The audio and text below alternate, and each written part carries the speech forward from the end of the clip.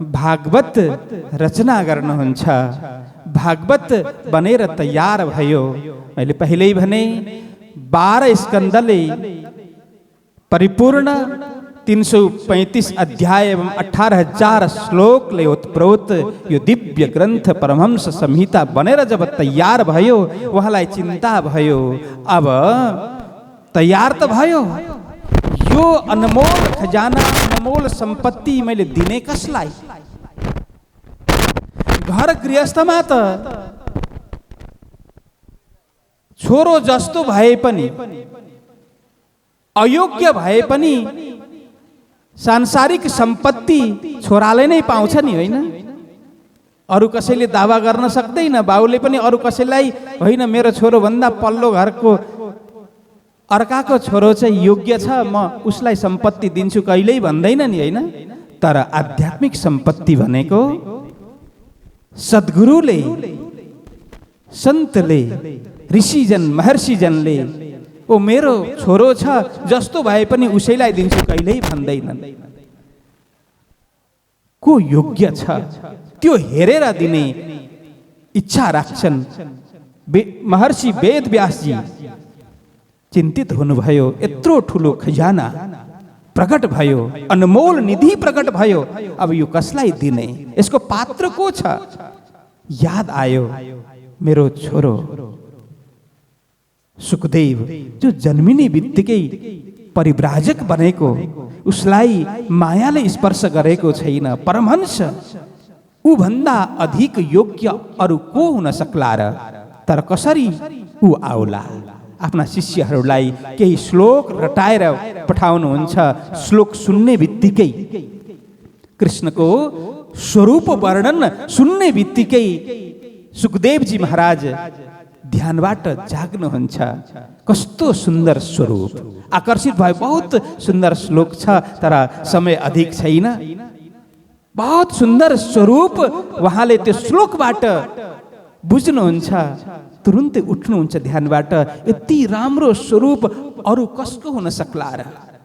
बर्हापीडम नटवर वपुः कर्णयो कर्णिकारम बिभ्रतवास कनक कपिशम वैजयन्तीं च मालाम रन्ध्रान वेणो अधर सुदया पूरयन् गोपवृन्दै वृन्दारण्यम स्वपद रमणम प्राविशद गीत कीर्ति। इसको भाव बहुत सुन्दर छ, स्वरूप वर्णन छ। आकर्षित हुनुभयो। यस्तो सुन्दर स्वरूप, स्वरूप सुन्दर सनुकूल सकोमल जस्तो हामी स्वरूप गाउँदछौँ। परमात्माको यस्तो सुन्दर स्वरूप। म त कहाँ निराकार ब्रह्मको ध्यानमा अहिलेसम्म अल्मलिरहेको यस्तो सुन्दर स्वरूप रहेछ, म त्यतै जान्छु। तुरुन्त शङ्का भयो, जसको स्वरूप सुन्दर हुन्छ उसको स्वभाव पनि सुन्दरै हुन्छ भन्ने कुनै ठेगाना छ र? यो संसारमा त बाहिर देख्नलाई राम्रो भए पनि, सुन्दर स्वरूप भए पनि स्वभाव नराम्रो हुन सक्छ नि, असुन्दर हुन सक्छ नि। म स्वरूपमा आकर्षित भएर म गएँ, तर मेरो कुनै पनि किम्मत भएन, मलाई मतलबै परमात्माले गर्नु भएन भने के गर्नु? त्यो भन्दा यही नै ठिक छ भनेर फेरि ध्यानमा बस्नुहुन्छ। अर्को श्लोक व्यास शिष्यले गायन गर्छन्। अहो बकीयम स्तन कालकूटम जिघांसया पाय यदप्य साध्वी लेभे गतिम धातृ चिताम ततोन्यम कम वह दयालुम शरणम व्रजेम। यसमा स्वभाव परिचय दिनुभयो। जसले आफ्नो स्तनमा कालकूट विष लगाएर मार्ने उद्देश्य राखेर जो गएको को पुतना, त्यस्तो बालघातिनी राक्षसी जसको हृदय त कलुषित थियो नै, बाहिर पनि कालकूट विष लगाएर मार्न भनेर गएकी पुतनालाई पनि जस्तो आमालाई दिने गति, धातालाई दिने गति, धात्रीलाई दिने गति जसले प्रदान गर्नुभयो भने आफूलाई मार्न आउनेलाई पनि आमा समान गति दिने यस्ता परमात्मा भन्दा अरू को दयालु होला? कसको म शरण ग्रहण गरौँ? यिनै परमात्मा जसको स्वरूप पनि सुन्दर छ, स्वभाव पनि सुन्दर छ, उहाँ भन्दा अरू कोही पनि शरण ग्रहण गर्ने योग्य छैन भनेर तुरुन्त सुखदेवजी महाराज आफ्नो ध्यानलाई छोडेर व्यास शिष्यसँग जिज्ञासा गर्नुहुन्छ, यो श्लोक तिमीहरूले कहाँबाट रटेका? मलाई पनि अरू पनि सुनाऊ न भन्दा हजुरकै पिताजीसँग यसको भण्डार छ, जानुहोस् वहाँ गएर सिक्नुहोस्। हामीसँगै हिँड्नुहोस्। तुरुन्त गएर पिताजीलाई नमन गर्नुहुन्छ, वन्दन गर्नुहुन्छ, जिज्ञासा राख्नुहुन्छ, पिताजी मलाई यो भागवत श्रवण गराउनु पर्यो, भागवत रूपी निधि मलाई प्रदान गर्नु पर्यो। वेदव्यासजी बहुत खुसी हुनुभयो, प्रसन्न हुनुभयो। ओहो, जो पात्र खोजेको थिएँ सुपात्र मलाई प्राप्त भयो। सुखदेवजी महाराजलाई भागवत प्रदान गर्नुहुन्छ। हो, यस्तो भागवत जुन पूर्ण ब्रह्म परमात्माबाट क्रमशः यो अवतरित हुँदै आएको भागवत पूर्ण ब्रह्म परमात्मा श्री कृष्णबाट नारायणलाई प्राप्त भयो, नारायणबाट ब्रह्माजीलाई प्राप्त भयो, ब्रह्माजीबाट देवर्षि नारदजीलाई प्राप्त भयो, देवर्षि नारदजीबाट वेद व्यासजीलाई प्राप्त भयो, वेद व्यासजीबाट सुखदेव महाराजलाई प्राप्त भयो, सुखदेव महाराजबाट यो राजा परीक्षितलाई श्रवण गराउँदा अनेक ऋषिजन, महर्षिजन, ज्ञानीजन, तपस्वीजन, आप्त पुरुष सबै बस्नु भएको थियो। उहाँहरूले श्रवण गर्नुभयो। यसरी गुरु शिष्य परम्पराबाट यो भागवत आज हामी माझमा आएको छ। यो भागवत गंगा हो, भागवत सरिता हो, भागवत यो अमृत हो, हामी माझ आएको छ। सुन्दर साथजी, यसमा सर्वत्र कृष्ण नै हुनुहुन्छ। एक एक श्लोकमा श्लोकका, चरणमा चरणका, शब्दमा शब्दका, अक्षर अक्षरमा कृष्ण कृष्ण कृष्ण कृष्ण कृष्ण भन्दा अरू केही पनि छैन। चाहे अवतारको कुरा भए पनि, चाहे कुनै पनि कथा, कुनै पनि व्याख्या किन नहोस्, तर अन्तिममा गएर सार भनेको कृष्ण नै हो। यस्तो कृष्णको कथा जब राजा परीक्षितले सुन्नुभयो, सुखदेव महाराजबाट उहाँको मोक्ष भयो, उहाँले मोक्ष प्राप्त गर्नुभयो। उहाँलाई कथा सुनाउँदै सुनाउँदै 24 अवतारमा, हुन त परमात्माका अनन्त शक्तिहरू छन्, अनन्त अवतारहरू छन्, तर गिन्तीमा विशेष अवतारहरूको प्रसङ्ग मात्रै हो यो। अनन्त शक्तिहरू, अनन्त अवतार मध्ये 24 अवतारको कुराहरू भागवतमा आउँछ। त्यसमध्ये भनिन्छ कृष्णलाई अवतार पनि मानेको छ, कृष्णलाई अवतार होइन अवतारी मानिएको छ। कृष्णलाई नहीं, कृष्णलाई अवतारी, स्वयं अवतारी। अवतार र अवतारीमा भेद छ। कृष्ण स्वयं ब्रह्म, स्वयं परमात्मा, स्वयं परम अस्तित्व हो।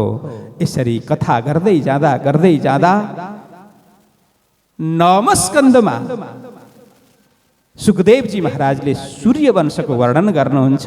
सूर्यवंशको वर्णनमा गर्दै जाँदा भगवान रामको प्रसङ्ग आउँछ। भगवान रामले दुनियाँमा मर्यादाको पाठ सिकाउनुहुन्छ र अन्तिममा राजा परीक्षित भन्नुहुन्छ, मलाई सूर्यवंश भन्दा अधिक प्रिय चन्द्रवंश छ, मलाई चन्द्रवंशको व्याख्या हजुरले गरेर सुनाउनु पर्यो। कथितो वंश विस्तारो भवता सोम सूर्य हो। यहाँ 10 स्कन्धको प्रथम श्लोकमा भनिएको छ कि हे गुरुदेव, हजुरले सोम सूर्य योग 9 स्कन्धमा केवल सूर्यवंश होइन, आधा लगभग 24 अध्याय 9 स्कन्धमा छन्। त्यसमा आधा 12 अध्याय सूर्यवंशको वर्णन छ र 12 अध्यायमा चन्द्रवंशको वर्णन छ। त्यो हुनाले राजा परीक्षित भन्नुहुन्छ, हजुरले 9 स्कन्धमा चन्द्रवंशको पनि वर्णन गर्नुभयो, सूर्यवंशको पनि विशद वर्णन गर्नुभयो। यहाँ गर्न त सूर्यवंशको प्रथम वर्णन छ, तर राजा परीक्षित भन्नुहुन्छ सोम सूर्य हो। हजुरले चन्द्रवंश र सूर्यवंशको वर्णन गर्नुभयो। किन पहिला सूर्यवंशको वर्णन गर्नुभएको कारणले भन्नु पर्थ्यो हजुरले सूर्यवंश र चन्द्रवंशको वर्णन गर्नुभयो, तर राजा परीक्षित भन्नुहुन्छ हजुरले चन्द्रवंश र सूर्यवंशको वर्णन गर्नुभयो। किन भन्दा उहाँलाई आफ्नो वंशप्रति स्नेह छ, आफ्नोपन छ। चन्द्रवंशमा नै राजा परीक्षित पनि उहाँको पनि जन्म चन्द्रवंशमा भएको कारणले उहाँले आफ्नो वंशको नाम पहिला लिनुहुन्छ। अब भन्नुहुन्छ हजुरले जुन प्रकारले सूर्यवंश चन्द्रवंश आदि वर्णन गर्नुभयो, अब म हाम्रो सबैको आधार, सबैका मालिक, हाम्रो वंशको गौरव मात्रै होइन, अनन्त कोटि विश्व ब्रह्माण्डका एकमात्र मालिक श्री कृष्णको कथा, जुन कथा भवौषधि हो, जुन कथा हामी रोगीहरूको लागि उपचार समान हो, यस्तो कथा हजुरले विस्तारसँग सुनाइदिनु पर्यो भनेर उहाँले जब जिज्ञासा राख्नुहुन्छ, अब सुखदेवजी महाराज कथा सुनाउन थाल्नुहुन्छ। परीक्षित, तिमी अत्यन्त कथाप्रति रुचि राख्ने, जिज्ञासु, पिपासु, प्रेमी छौ, त्यो हुनाले मलाई पनि अत्यन्त प्रेमसँग, भावसँग कथा सुनाउने अझै उत्कट अभिलाषा भइरहेको छ। तिमी ध्यानसँग अझै श्रवण गर। अब भन्नुहुन्छ, हे राजा परीक्षित, यो विश्वमा अलग अलग प्रकारका धेरै राजाहरू विश्वभरि फैलिएका छन्। यो त्यति बेलाको कुरा हो, यो द्वापरको लगभग अन्तको कुरा हो, जब पृथ्वीमा चारैतर्फ अधार्मिक राजाहरू, अधार्मिक मतलब धर्मनिरपेक्षमा विश्वास राख्ने, धर्म सापेक्ष होइन, धर्मनिरपेक्ष। जस्तो पहिला कथा आउँछ, बेन राजा, बेनले के गर्थ्यो कि अरू केही गर्ने होइन, होम हवन पूजा बन्धन इत्यादि केही गर्ने आवश्यकता छैन, राजा नै भगवान हो, राजालाई नै भगवान भनेर पूजा गर, किन म तिमीहरूको राजा हो, मलाई नै मान, मलाई नै पूजन गर, अरू कसैलाई मान्ने आवश्यकता छैन, कोही भगवान, कुनै अस्तित्व छैन भगवानको, म नै भगवान हो भनेर राजा बेनले भन्थ्यो। त्यस्तै आजका राजाहरू पनि अधिकांश बेन समान छन्, हामी नै ठुला, हामीलाई नै पूजा गर, धर्मनिरपेक्ष। हिन्दू राष्ट्र नेपाललाई धर्मनिरपेक्ष राष्ट्र बनाएर यी बेन समान राजाहरूले, बेन समान नेताहरूले अधर्म गरे नि हो। यस्ता अधार्मिक राजाहरूले पृथ्वीलाई अत्यन्त सताए, गाई गो ब्राह्मण भक्तजन सन्तजन सबैलाई सताए, कहीं भजन कीर्तन पूजा पाठ हुन दिएनन्, होम हवन गर्न दिएनन्, गौवध गर्न थाले, भक्तहरूलाई पीडा दिन थाले, चारैतर्फ हाहाकार मचियो, पापै पापले सर्वत्र पापकै परिणाम देखिन थाल्यो। पृथ्वी अत्यन्त पीडित भए, दुखी भएर, पीडित भएर, आक्रन्द गर्दै, रुदन गर्दै पृथ्वीले गायको रूप धारण गरेर कहाँ भगवान ब्रह्माजीको पासमा गइन् अरे पृथ्वी। ब्रह्माजीले सोध्नु भयो, के भयो? अन्य देवी देवता पनि साथमा छन्, के भयो? पुरा वस्तुस्थिति उहाँले बुझिहाल्नु भयो। उहाँले भन्नुभयो, मेरो बसको कुरा होइन, अब हामी कहाँ जाउँ? भगवान शंकरको धाममा, कैलाशमा जाउँ, वहाँ गएर प्रार्थना गरौँ। भगवान ब्रह्माजी गाईलाई, अन्य देवी देवतालाई लिएर कैलाश धाम जानुभयो। वहाँ गएर प्रार्थना गर्ने बित्तिकै भगवान शंकरले बुझिहाल्नुभयो वस्तुस्थिति। उहाँले पनि भन्नुभयो, अहिले धरतीमा जति पनि अधार्मिक राजाहरू छन्, असुरको रूपमा राजाहरू छन्, त्यसमा सबैभन्दा दुष्ट, सबैभन्दा अधम कोही छ भने कंस। उसलाई हनन गर्ने, उसलाई, उसको निरोध गर्ने, उसलाई रोक्ने क्षमता ममा पनि छैन। जाउँ भगवान विष्णुको दरबारमा। गए वैकुण्ठ धाम। भगवान विष्णुले पनि वस्तुस्थिति जान्नुभयो, यो मबाट पनि हुने रहेनछ। जाउँ हामी कहाँ? गोलोक धाम। गोलोकीनाथ श्री कृष्णजीको शरणमा जाउँ भनेर त्रिदेवले अन्य देवी देवता एवं गाईलाई लिएर गोलोक धाम गएको प्रसङ्ग यो चाहिँ भागवतमा यो प्रसङ्ग आउँदैन। गोलोक धाम गएको प्रसङ्ग यो प्रसङ्ग गर्ग संहितामा आउँछ। गर्गाचार्यजी महाराज गर्ग संहितामा लेख्नुहुन्छ। गोलोक धाम गएको प्रसङ्ग आउँछ किनभने कंस गोलोकको थियो दामा। श्रापवश कंस भएर धरतीमा अनीति अत्याचार अधर्म गरिरहेको थियो। गोलोक धाम गएर आफ्नो कथा व्यथा सुनाउने बित्तिकै गोलोकीनाथ श्री कृष्णजी भन्नुहुन्छ मलाई सबै थाहा छ, अब समय भएको छ, म पनि धरतीमा अवतरित हुनेछु अनि तिमीहरू सबैजना पनि धरतीमा गएर अलग अलग लीला गर्नको लागि तयार बन। समय निश्चित भयो। सबै गोलोकीनाथ श्री कृष्णजीलाई प्रणाम गरेर आफ्नो धाम वापस त्रिदेव आउँछन्। देवी देवताहरू फर्किन्छन् र गाई पनि जो धरती माता गाईको रूपमा गएकी ऊ पनि आफ्नो स्थानमा फर्किन्छन्। अब समयको प्रतीक्षा हुन्छ। भारतवर्षमा मथुरा भूमि, मथुरा नगरी सनातन परंपरामा अयोध्या, मथुरा, माया, काशी, कांची, अवंतिका, पुरी, द्वारावती चैव सप्तैता मोक्षदायिका, यी 7 स्थानलाई मोक्षदायिका पुरीको रूपमा मानिन्छ। कुन कुनलाई? अयोध्या, मथुरा, माया मतलब हरिद्वार, हरिद्वारलाई माया शब्द प्रयोग गरिएको छ। काशी, कांचीपुरम, अवंतिका मतलब उज्जैन एवं द्वारिका, यी 7 स्थानलाई मोक्षदायिका पुरीको रूपमा मानिन्छ। त्यस मध्येमा एक मथुरा।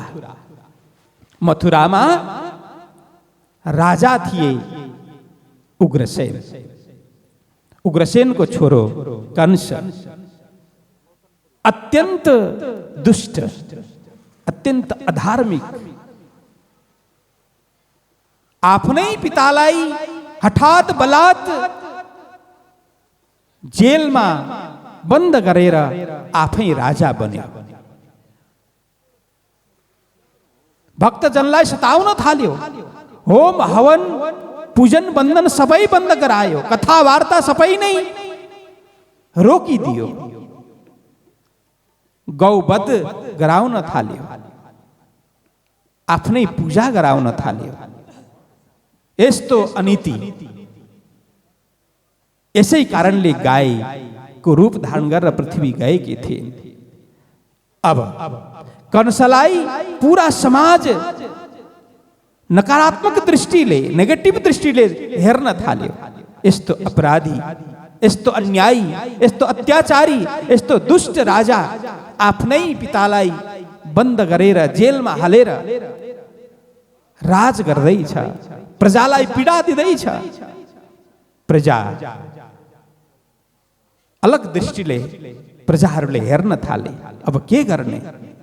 उसका परामर्श, उसलाई परामर्श दिनेहरू, उसका अमात्यजनहरू, मन्त्रीमण्डलहरू, सल्लाहकारहरू भन्न थाले महाराज अहिले तपाईको नाम बदनाम भएको छ। चारैतर्फ तपाईको निन्दा मात्रै भइरहेको छ। यसलाई सुधार्नको लागि केही गर्नुपर्छ। के गर्ने? उसले युक्ति सोच्न थाल्यो, उपाय सोच्न थाल्यो। के गर्ने त? कसरी मेरो कलंकित नाम निष्कलंक हुन सक्छ? प्रजाको आँखामा धुलो कसरी म हाल्न सक्छु? प्रजालाई कसरी छल्न सक्छु? कसरी धूर्तताई गर्न सक्छु? विचार गर्न थाले कंसले। उसलाई एउटा एक याद आयो कि वसुदेव सत्यवादी, आफ्नो प्रणमा रहने वचनका पक्का वसुदेवलाई आफ्नो मैले बनाउन बनाउन सके भने त्यो भएर साथी पनि बरु विचार गरेर बनाउनु पर्छ। वसुदेवलाई म साथी बनाउन सके भने, किन सत्य मार्गमा चल्ने वसुदेव, निष्ठावान वसुदेव, वचनका पक्का वसुदेव, धार्मिक वसुदेव, त्यस्तालाई म आफ्नो साथी बनाउन सके भने प्रजाले के सोच्छन्? होइन, यस्तो राम्रो साथी छ, अब कंस अवश्य सुध्रियो, किनभने साथी यस्तो राम्रो बनायो नि। हो, वसुदेवलाई कुनै पनि प्रकारले मैले आफ्नो हातमा लिनु छ भन्ने यो कुटिल भावनाले उसले के विचार गर्यो? कसरी वसुदेवलाई आफ्नो बनाउने त भन्दा आफ्नै घरसँग कुनै सम्बन्ध जोड्नु पर्यो। कसरी जोड्ने? दृष्टि गयो आफ्नै बहिनी, मतलब काकाकी छोरी, काका नै भन्छ हैन, देवकी को थिइन्? उग्रसेनका भाइ, उग्रसेनका भाइ की छोरी, देवक की छोरी। उग्रसेनका भाइ देवक, देवक की छोरी देवकी। देवकी विवाहको योग्य भएकी थिइन्।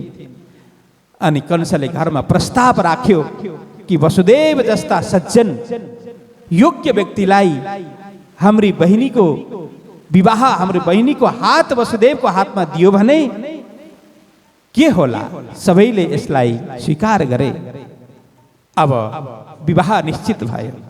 विवाह निश्चित भएपछि धूमधामसँग विवाह भयो। दहेजमा अनेक वस्तु दिएको प्रसङ्गहरू भागवतमा आउँछ। उत्साहपूर्वक पूरा नगर, पूरा प्रजाजन विवाहमा भाग लिन्छन्। सबै आनन्दित छन्। विदाईको समय आयो। विदाईको समय आयो। अब कन्याको विवाह अनि विदाईको समयमा सबैको आँखा रसाए, रुँदै विदा गरे। रथमा वसुदेव देवकी सुसज्जित छन्। सारथी रथ हाँक्दैछ। केही अगाडि मात्रै पुगेको थियो दरबारबाट। कंसले विचार गर्यो, म आफै रथ हाँकेर बहिनीलाई विदाई गर्छु। सारथीलाई उतार्यो, आफै रथमा आरूढ भयो। रथको घोडाको डोरी लगाम आफ्नो हातमा लियो र कंस अगाडि बढ्न थाल्यो। त्यतिखेर आकाशवाणी हुन्छ, अरे मूर्ख कंस, त जुन बहिनीलाई यति प्रेमसँग विदा गरिरहेको छस्, उसकै 8वां गर्भ तेरो काल बनेर जन्म लिनेछ।